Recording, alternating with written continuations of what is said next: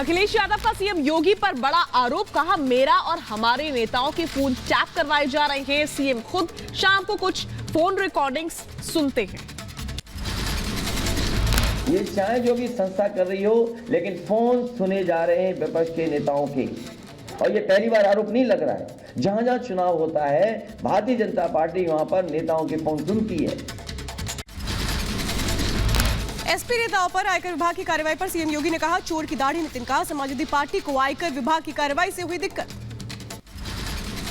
कल मैं देख रहा था इनकम टैक्स के छापे पड़ रहे थे, लेकिन समाजवादी पार्टी को पीड़ा हो रही थी। सीएम योगी ने एसपी पर कसा तंज, कहा कुछ लोगों की संपत्ति 5 साल में 200 गुना बढ़ी। ये सब सपा के काल में हुआ।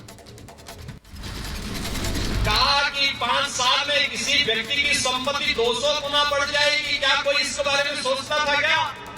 लेकिन समाजवादी पार्टी की सरकार में सब देखने को मिलता था। यूपी फोन टैपिंग पर बोली कांग्रेस नेता प्रियंका गांधी, काम करने की बजाय सरकार कमरे में बैठकर विपक्षी दलों का फोन टैप कर रही है। विपक्षी नेताओं को परेशान किया जा रहा है। सरकार अपनी एजेंसियों को ऐसे ही इस्तेमाल करती है, जहां भी जब भी चुनाव आता है किसी न किसी को प्रताड़ित करते हैं। सपा अध्यक्ष अखिलेश यादव ने फोन टैपिंग के आरोप पर श्रीकांत शर्मा का पलटवार, कहा राहुल गांधी और अखिलेश बौखलाए हुए हैं क्योंकि उनको पता है इस बार भी उनकी पराजय होगी। देखिए, अब अखिलेश जी हों चाहे राहुल जी हों, ये फ्रस्ट्रेशन में है। इनको दिख रहा है दीवार पर आगे लिखा हुआ कि जिस तरह से 17 में इनकी पराजय हुई थी, और कहीं उससे भी ज्यादा बड़ी पराजय इनकी इस चुनाव में होने वाली है। यूपी में समाजवादी पार्टी के नेताओं पर घर पर आयकर विभाग की छापेमारी, सूत्रों के मुताबिक 200 करोड़ टैक्स चोरी का मामला है। आरोपियों के तार दुबई और दूसरे देशों से भी जुड़े हो सकते हैं। मऊ में अखिलेश यादव के करीबी राजीव राय, मैनपुर में मनोज यादव और लखनऊ में जैनेंद्र यादव के घर पर 5 से ज्यादा जगहों पर आयकर विभाग की छापेमारी हुई है। मऊ में अखिलेश के करीबी राजीव राय ने आयकर विभाग के छापों के बाद कहा, आईटी को मेरे यहां से सिर्फ 17,000 रुपए मिले हैं। राजनीतिक बदले की भावना से कार्रवाई की गई। राजीव राय के 4 जगहों पर आयकर विभाग ने छापा मारा है। मोबाइल की call detail, hard disk, computer अपने साथ लेकर गए। राजीव राय ने बताया, आयकर विभाग ने करीब 15 घंटे की पूछताछ की। कहा, परिवार को बंधक बनाकर सरकार के इशारे पर आयकर विभाग कार्रवाई कर रही है। समाजवादी पार्टी के नेताओं पर आयकर विभाग के छापों को लेकर के बरसे अखिलेश यादव, कहा चुनाव में हार के डर से बीजेपी बौखलाई हुई है। बीजेपी जहां चुनाव हारती है वहां आईटी, ईडी और सीबीआई का इस्तेमाल करती है। ईडी, सीबीआई या अपने कागजों को दिखाने का काम हमें बहुत पुराना अनुभव है। अखिलेश यादव ने गृह राज्य मंत्री अजय मिश्र टेनी को लेकर के फिर सरकार को घेरा। कहा, सरकार नहीं जानती कि टेनी पर क्या आरोप है। पूछा, टेनी को सरकार क्यों बचा रही है। और जब उत्तर प्रदेश की सरकार की जांच में उनके नाम आ गए और कहीं न कहीं उनके ऊपर उंगली उठी है, तो आखिरकार सरकार क्यों बचा रही है उसको। अखिलेश यादव का सीएम योगी पर निशाना, कहा यूपी के लिए योगी से अनुपयोगी कोई नहीं। अनुपयोगी मुख्यमंत्री जान ले कि सरकार जाने वाली है। कितनी साजिश रच लो, यूपी में समाजवादी की ही सरकार बनेगी। कई योग्य सरकार उत्तर प्रदेश में बनेगी, और इनसे ज्यादा अनुपयोगी कोई हो नहीं सकता था जिसने उत्तर प्रदेश को बर्बाद किया। ये अनुपयोगी हैं। अखिलेश यादव ने योगी के बुलडोजर पर भी साधा निशाना। कहा, इधर उधर बुलडोजर चलवा रहे हैं वो याद रखें, समाजवादी पार्टी की सरकार बनेगी तो उधर भी बुलडोजर चलेगा। सरकार बदलेगी, अधिकारी भी बदलेंगे। जो आज इधर बुलडोजर चला रहे हैं, अगली सरकार बनेगा उधर बुलडोजर चलाएंगे।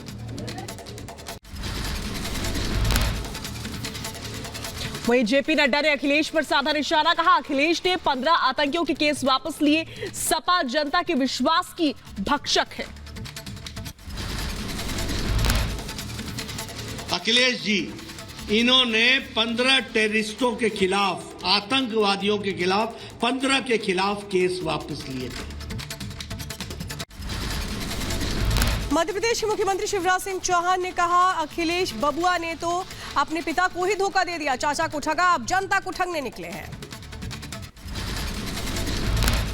इनने मुलायम सिंह को ही धोखा दिया पिताजी को, बोलो दिया कि नहीं दिया? चाचा शिवपाल को भी ठगा, बोलो ठगा कि नहीं ठगा? और अब जनता को ठगने निकले हैं। वही यूपी के 6 शहरों में बीजेपी की जन विश्वास यात्रा की हुई शुरुआत। मथुरा में सीएम योगी ने दिखाई यात्रा को हरी झंडी।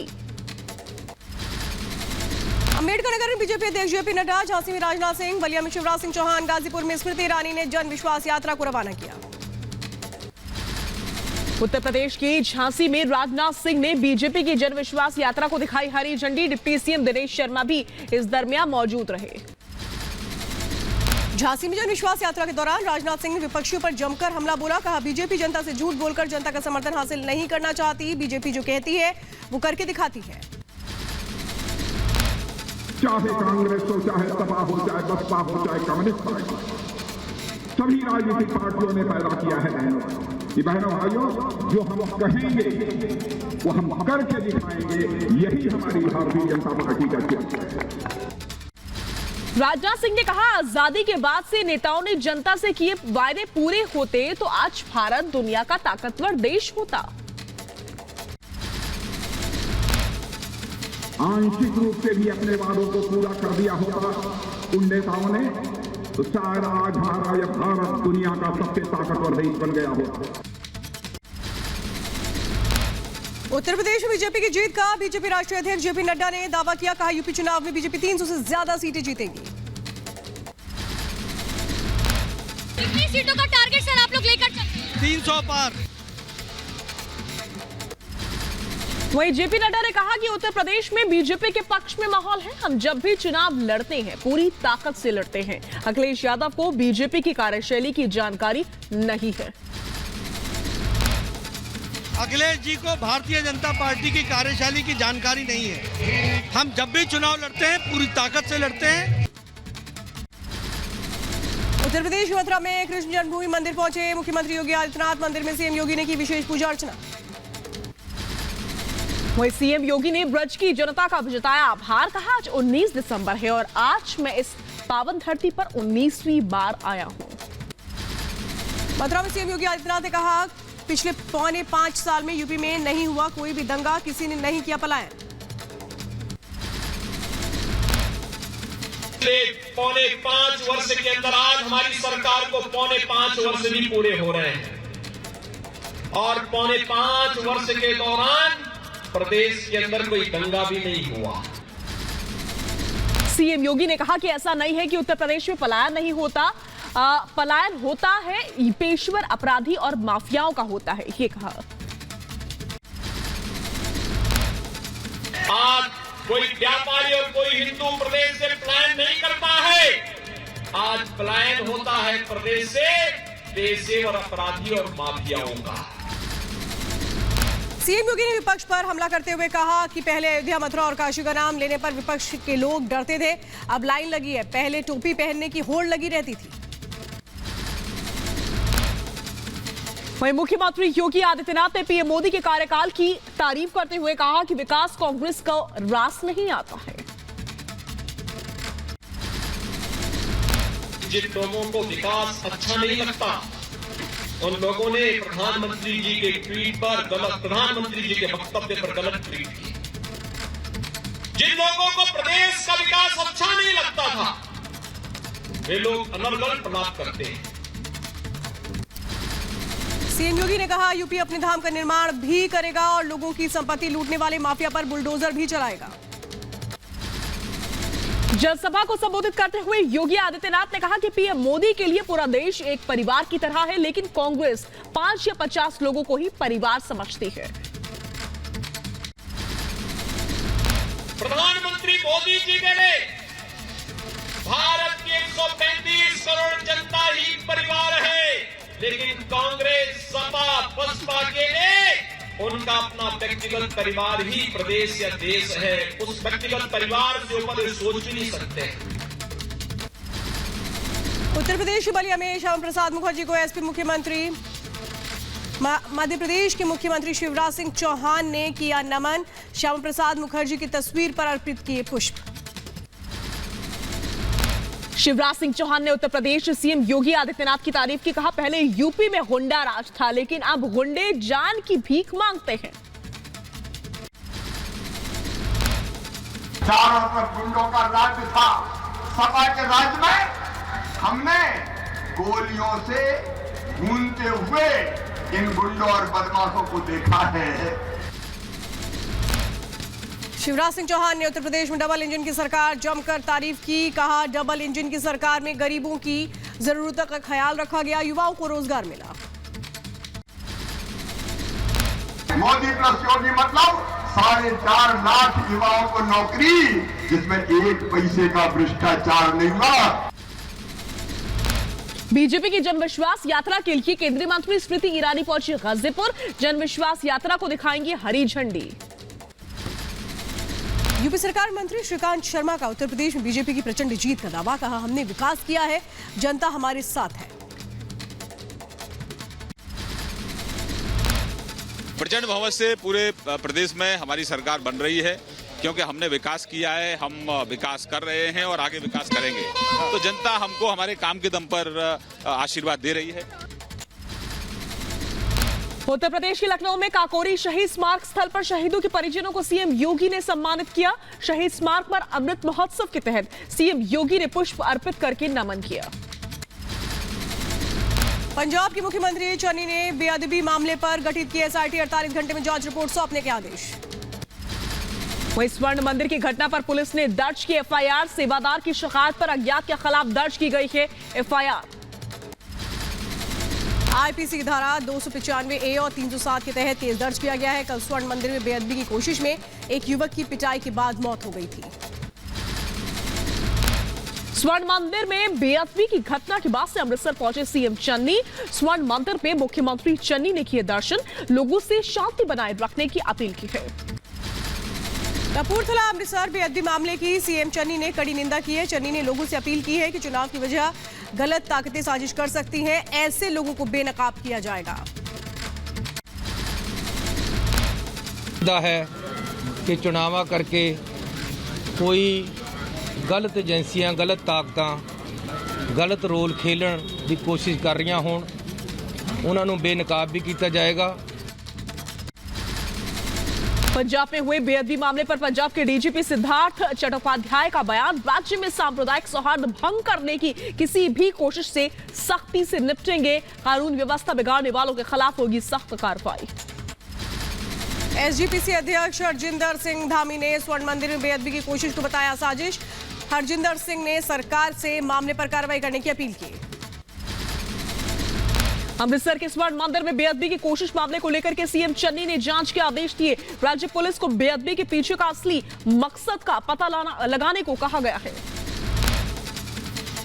स्वर्ण मंदिर बेअदबी मामले में जिस तरह से अब कोशिश की गई थी उसकी जांच शुरू हो चुकी है। गुरुद्वारा समेत आसपास के सीसीटीवी खंगालने में जुटी है पुलिस, लगातार सुराग खंगालने में लगी पुलिस।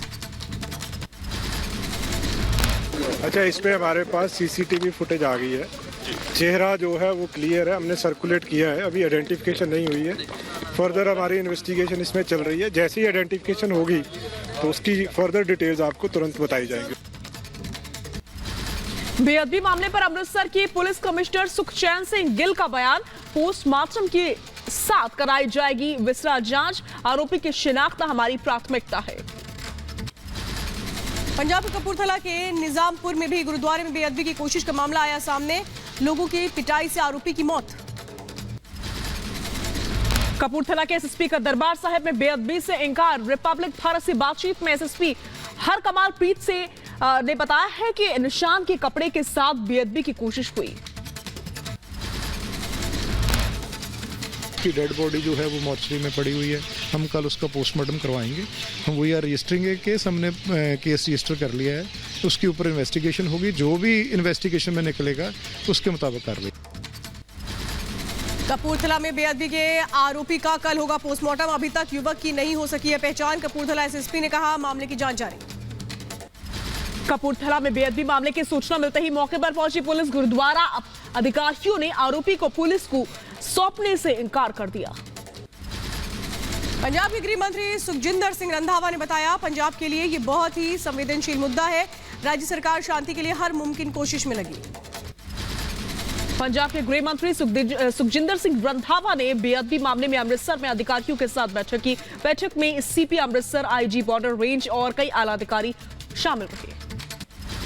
मनजिंदर सिंह सिरसा ने ट्वीट कर कहा, गृह मंत्री अमित शाह से बातचीत हुई। उन्होंने घटना की निंदा करते हुए बेअदबी की साजिश को बेनकाब करने में सहयोग करने का भरोसा दिया।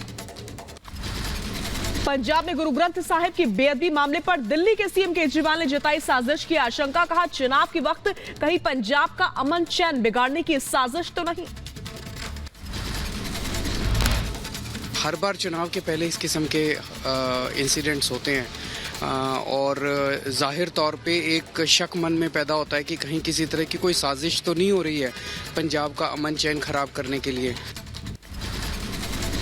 अकाल तख्त जथेदार ज्ञानी हरप्रीत सिंह ने कहा, चुनाव से पहले इस तरह की घटना कुछ एजेंसियों की साजिश की ओर संकेत देता है। ऐसी घटना का हम मुंह तोड़ जवाब देंगे और बर्दाश्त नहीं करेंगे। स्वर्ण मंदिर की घटना पर अकाल तख्त जथेदार ग्रंथी हरप्रीत सिंह ने कहा, जो भी गुरु ग्रंथ साहिब का अनादर करता है वो जीवित नहीं रहता है। पर ਜਦੋਂ सचखंड श्री हरमंदर साहब वाल किसी ने गहरी निगाह नाल देखण दा यतन कीता ਤਾਂ सिख पंथ ने हमेशा जिहड़ा है उस नूं मूंह तोड़वा जवाब दिता और अगों भी जवाब देगा। स्वर्ण मंदिर में हुई बेअदबी पर बोले एसीपी संजीव कुमार, सुरक्षा को लेकर के सभी इंतजाम दुरुस्त। स्वर्ण मंदिर में बेअदबी की कोशिश को लेकर के सिख समुदाय में रोष है। श्रीनगर में सिख समुदाय ने घटना के खिलाफ विरोध प्रदर्शन किया। यूपी के रायबरेली में प्रियंका गांधी वाड्रा ने चुरूप मंदिर में टेका मत्था।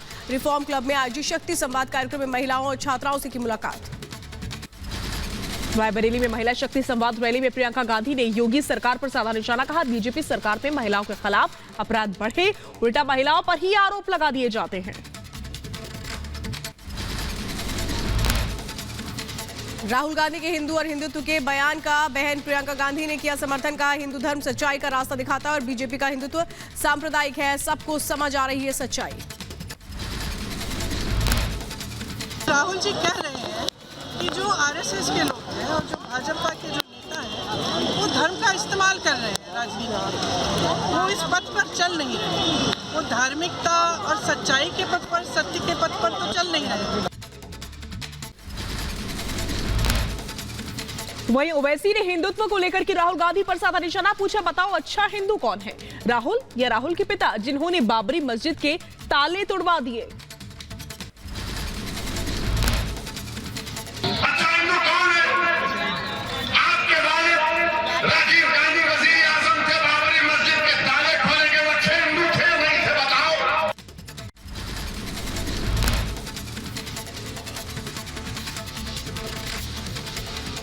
तो हिंदू तो किसी को बांटता नहीं, जोड़ने की कोशिश करता है। 40,000 साल से भारतीयों का डीएनए एक है। राहुल की रैली पर बीजेपी ने साधा निशाना। बीजेपी नेता मुख्तार अब्बास नकवी ने राहुल की रैली पर उठाए सवाल। कहा, राहुल के कार्यक्रम में मुस्लिम लीग के झंडे का क्या काम है? क्या कांग्रेस ने बदल दिया है अपने झंडे का रंग? हिंदुत्व पर राहुल के पास ज्ञान ही नहीं है। लड़कियों की शादी की उम्र को लेकर के जेपी नड्डा का ओवैसी पर पलटवार। कहा, शादी की उम्र मेडिकल ग्राउंड्स पर डॉक्टर की सलाह के बाद तय होती है, बाकी बातें निरर्थक हैं। ये सब निरर्थक है। मेडिकल ग्राउंड्स पर जो डॉक्टरों की सलाह होती है उस पर ये सारी चीजें तय होती हैं। चंडीगढ़ नगर निगम को लेकर के केजरीवाल का बीजेपी कांग्रेस पर साधा निशाना। कहा, 13 साल बीजेपी और 12 साल कांग्रेस ने मिलकर चंडीगढ़ का बेड़ा गर्क कर दिया। बीजेपी और कांग्रेस दोनों पार्टियों ने मिलाके चंडीगढ़ का बेड़ा गर्क कर दिया। लड़कियों की शादी को लेकर के शिया धर्म गुरु कल्ब जवाद का बेतुका बयान आया सामने। कहा, लड़कियों की शादी की उम्र बढ़ाना गलत है, अभिभावकों पर 3 साल तक बोझ बढ़ जाएगा। 21 साल की शादी में तो हमारी नज़र में तो वो सही नहीं है, क्योंकि जल्द से जल्द अच्छी जगह पर बेटियों की शादियां हो जाएं। लेकिन अगर कोई कानून बन ही जाता है तो भारत हम लोग हमेशा कानून की पाबंदी करते हैं कि भारत एक बोझ तो है, वो माँ बाप को बोझ 30 साल बढ़ जाएगा बोझ। बिहार के पूर्व सीएम जीतन राम मांझी के बिगड़े बोल, ब्राह्मण समाज के खिलाफ किया अपशब्दों का इस्तेमाल। एक कार्यक्रम के दरमियान जीतन राम मांझी ने ब्राह्मण समाज को पूजा पाठ को लेकर के कोसते हुए उल्टी सीधी शब्दों के बाण चलाते हुए नजर आए हैं मांझी। हर जगह हम लोग का टोला में सत्यनारायण स्वामी की पूजा होती है और इतनों में शर्म लाज नहीं लगता हम लोग का कि पंडित कहते हैं तो नहीं खाएंगे बाबू, आपको हमको लगते दे दीजिए। कांग्रेस नेता राशिद अल्वी ने यूपी के सीएम योगी आदित्यनाथ को बताया दुरुपयोगी, कहा प्रधानमंत्री मोदी का कहना गलत, उत्तर प्रदेश के लिए उपयोगी नहीं है योगी। योगी आदित्यनाथ के बारे में जो कह रहे हैं वो गलत कह रहे हैं। योगी आदित्यनाथ उत्तर प्रदेश के लिए उपयोगी नहीं है, दुरुपयोगी है। बीजेपी नेता एसपी सिंह बघेल का राहुल गांधी पर निशाना, कहा राहुल पहले हिंदुत्व की परिभाषा और सनातन धर्म को पढ़े। राहुल बताएं कितनी बार गंगा में लगाई है डुबकी। अरविंद केजरीवाल का पंजाब सरकार और कांग्रेस पर निशाना, कहा 5 साल में पंजाब सरकार ने नहीं किया कोई भी काम, जनता के साथ की वादा खिलाफी। जनता ने इनको भरोसा करके 5 साल दिए थे क्योंकि लोग अकालियों से परेशान हो चुके थे। कांग्रेस को 5 साल दिए थे, 5 साल के अंदर इन्होंने किया क्या? वादा खिलाफी की, कोई भी काम नहीं किया। अरविंद केजरीवाल ने नवजोत सिंह सिद्धू का चैलेंज कबूल कर लिया है, कहा नवजोत सिंह सिद्धू से आम आदमी पार्टी के प्रधान भगवंत मान करेंगे डिबेट। सिद्धू साहब कांग्रेस के प्रधान हैं पंजाब के, भगवंत मान जी हमारे आम आदमी पार्टी के प्रधान हैं। हमें उनका चैलेंज कबूल है। भगवंत मान जी उनके साथ वो डिबेट करेंगे, वो बता दे स्थान और समय कहाँ है। बीएसपी नेता सुधींद्र भदौरिया का बीजेपी समेत दूसरी पार्टियों पर निशाना, कहा बीएसपी के कामों का काटा जा रहा है फीता, मायावती ने चलाई थी सभी प्रोजेक्ट्स। सुश्री बहन मायावती जी के ज्यादातर प्रोजेक्ट उन्हीं के चलाए हुए थे। अब ये सब लोग फीता काटने में लगे हुए हैं।